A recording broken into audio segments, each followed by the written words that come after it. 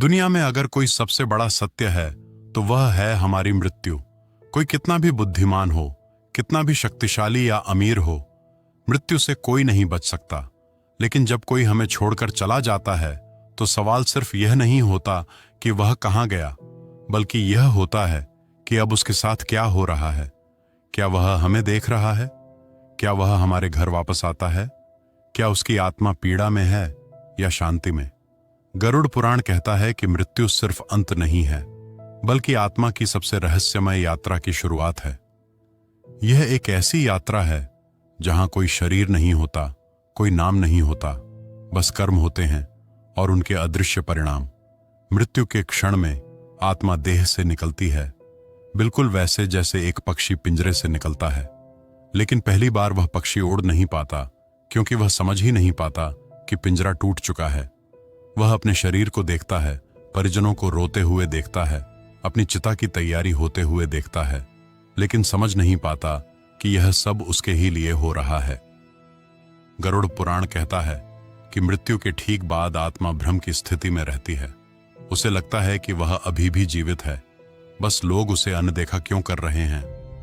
यह उसकी समझ से बाहर होता है और तभी आते हैं यमदूत, दो दिव्य प्राणी जिनका स्वरूप सांसारिक नहीं होता। न वे काले होते हैं, न लाल आंखों वाले, बल्कि उनका स्वरूप उस आत्मा के कर्मों पर निर्भर करता है। जिसने पवित्र जीवन जिया हो उसे यमदूत शांत और शांतिदायक रूप में दिखाई देते हैं, जैसे किसी तीर्थ यात्रा पर साथ ले जाने वाले दो संत। लेकिन जिसने अधर्म और पाप का जीवन जिया हो उसे वही यमदूत भयानक और भयावह लगते हैं, जैसे दो दंडाधिकारी जिनके हाथों में आग है और आंखों में सवाल। मृत्यु के बाद यह यमदूत आत्मा को तत्काल यमलोक नहीं ले जाते।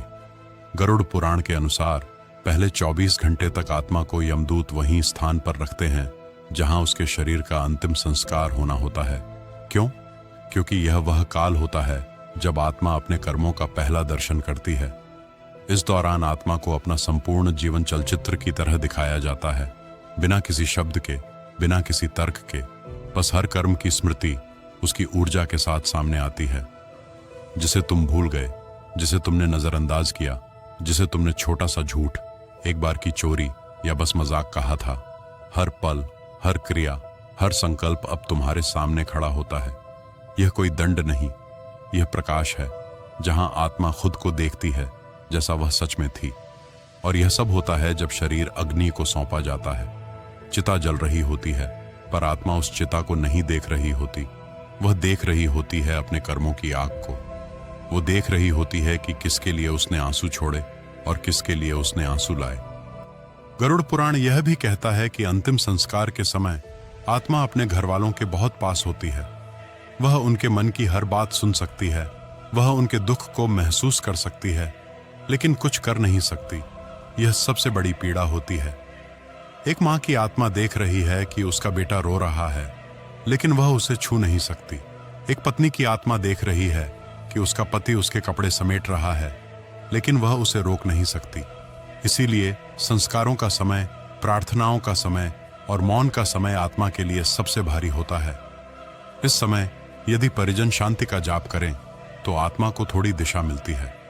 वह जानती है कि अब उसका अगला पड़ाव आ रहा है। और फिर जब चिता की आग बुझने लगती है और रात ढलती है तो यमदूत धीरे से आत्मा को कहते हैं, अब चलो, तुम्हें अपने कर्मों का पथ दिखाना है। और आत्मा उस घर को एक बार अंतिम बार देखती है जहां उसने जन्म लिया। हंसी थी, झगड़े थे, मोह था। वो घर अब सिर्फ एक स्मृति बन जाता है। और यहीं से आत्मा की 31 दिन की रहस्यमय यात्रा शुरू होती है। यमदूत आत्मा को उस सूक्ष्म मार्ग पर ले जाते हैं जहां कोई शरीर नहीं होता, सिर्फ स्पंदन, आवृत्ति और कर्मों की गंध होती है। लेकिन गरुड़ पुराण कहता है कि आत्मा को सीधे यमलोक नहीं ले जाया जाता। पहले 13 दिन आत्मा पृथ्वी लोक के आसपास ही रहती है। वह अपने ही घर में, अपने ही लोगों के बीच अदृश्य रूप से मौजूद रहती है। वह देखती है कि कौन उसके जाने से टूटा है और कौन दिखावे का आंसू बहा रहा है। वह जानती है कि किसने सच में उसे प्रेम किया और किसने उसके जाने की प्रतीक्षा की थी। इन 13 दिनों को पिंडदान, तर्पण और श्राद्ध की प्रक्रिया से शुद्ध किया जाता है। गरुड़ पुराण में कहा गया है कि इन 13 दिनों में यदि घर वाले सच्चे मन से आत्मा की शांति के लिए प्रार्थना करें तो आत्मा को मार्गदर्शन मिलता है। लेकिन अगर घर में कलह हो, अश्रद्धा हो या कोई उपेक्षा हो तो आत्मा भ्रमित हो जाती है। वह बार बार लौटती है अपने बिस्तर के पास, अपने कपड़ों के पास, उस तस्वीर के पास जिसमें वह कभी मुस्कुराया करती थी। गरुड़ पुराण कहता है कि मृत्यु के बाद आत्मा को 3 मार्गों में से एक मार्ग पर भेजा जाता है। यह तय होता है उसके जीवन में किए गए कर्मों के अनुसार। पहला है आर्चर मार्ग। यह वह मार्ग है जो धार्मिक, तपस्वी और सत्यनिष्ठ आत्माओं के लिए खुलता है। इसे स्वर्ग मार्ग या देवयान मार्ग भी कहते हैं।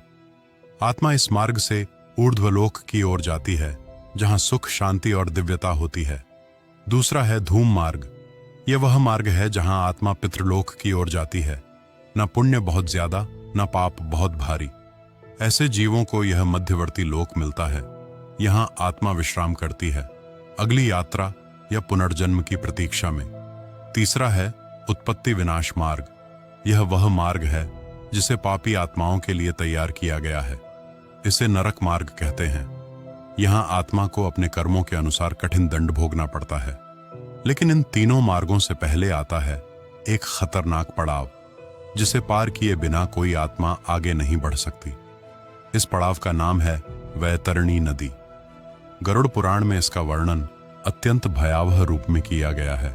यह कोई साधारण नदी नहीं, बल्कि यह आत्मा की परीक्षा की नदी है। यहां आत्मा को स्वयं के कर्मों की धारा में उतरना होता है। जिसने जीवन में दान, सेवा, सत्कर्म किए हों, वह आत्मा इस नदी को पार कर जाती है जैसे कोई संत गंगा के जल में स्नान करता हो। लेकिन जिसने अधर्म, लोभ, हिंसा और मिथ्या आचरण किया हो, वह आत्मा वैतरणी में गिरती नहीं, वह उसमें फंसती है। गरुड़ पुराण कहता है कि पापी आत्मा के लिए वैतरणी नदी रक्त, कीचड़ और कीटाणुओं से भरी होती है। उसके जल में होते हैं भूखे मगरमच्छ, भयंकर सर्प और ऐसे जीव जिनकी आंखों से आग और मुख से शाप निकलता है। वैतरणी में प्रवेश करते ही आत्मा को लगता है मानो सूर्य की 12 किरणें उसके ऊपर एक साथ जल रही हों। वह चीखती है लेकिन कोई नहीं सुनता।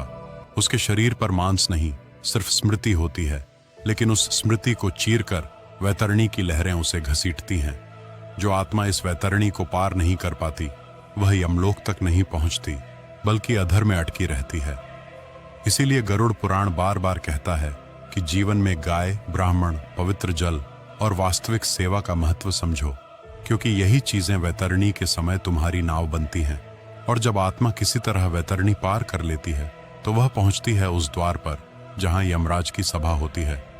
लेकिन यह कोई साधारण द्वार नहीं, यह एक ऊर्जा चक्र है जहां आत्मा की गति अचानक रुक जाती है। उसके सामने एक विशाल भवन होता है जिसके स्तंभ समय के हैं और दीवारें कर्मों की। यहीं पर होता है आत्मा का मूल्यांकन। गरुड़ पुराण बताता है कि यमराज केवल न्यायाधीश नहीं हैं, वे धर्म स्वरूप, विचारशील और करुणामयी हैं। उनका स्वरूप तेजोमय है, न क्रोधी न राक्षसी, बल्कि शांत, गंभीर और आत्मा के अंतर्मन को पढ़ लेने वाला। जब आत्मा उनके सामने लाई जाती है तो वह वहां अकेली नहीं होती। वहां होते हैं चित्रगुप्त, जिनके पास आत्मा के हर छोटे बड़े कर्मों का लेखा जोखा होता है। उनकी पुस्तक कोई सामान्य ग्रंथ नहीं, वह आत्मा के भीतर के विचारों को भी दर्ज करती है। जो तुमने सिर्फ सोचा था पर कभी कहा नहीं, जो तुमने चाहा था पर कभी किया नहीं, वह भी उस ग्रंथ में लिखा होता है। चित्रगुप्त उस आत्मा का पूरा जीवन यमराज के सामने खोलते हैं और आत्मा अपने ही जीवन को अपने ही न्याय की प्रतीक्षा में देखती है, बिल्कुल उसी तरह जैसे कोई अपराधी अपने अपराध को स्वीकार करता है। गरुड़ पुराण कहता है कि पाप पुण्य का हिसाब संख्या में नहीं, गहराई में होता है। एक व्यक्ति ने एक बार किसी भूखे को अन्न दिया, लेकिन पूरे प्रेम से दिया, तो वह एक पुण्य 1000 पापों को धो सकता है। और कोई व्यक्ति रोज पूजा करता रहा लेकिन अहंकार में डूबा रहा, तो वह पुण्य फल नहीं देता। यहां छल नहीं चलता, यहां तर्क नहीं चलता, यहां सिर्फ सत्य चलता है। फिर आता है वह क्षण जब निर्णय लिया जाता है कि आत्मा को स्वर्ग, पितृलोक या नरक में से किस दिशा में भेजा जाएगा। अगर आत्मा ने अत्यंत पुण्य किए हों तो यमराज स्वयं उठकर खड़े होते हैं और उसे देवदूतों के साथ स्वर्ग के द्वार तक विदा करते हैं, जहां अप्सराएं स्वागत करती हैं और आत्मा एक दिव्य प्रकाश में विलीन होती है। लेकिन अगर आत्मा ने पापों से भरा जीवन जिया हो तो उसके सामने खुलता है नरक का मार्ग। गरुड़ पुराण कहता है कि नरक कोई एक स्थान नहीं बल्कि अनेकों लोक हैं। हर एक विशेष पाप के लिए एक विशेष दंड है।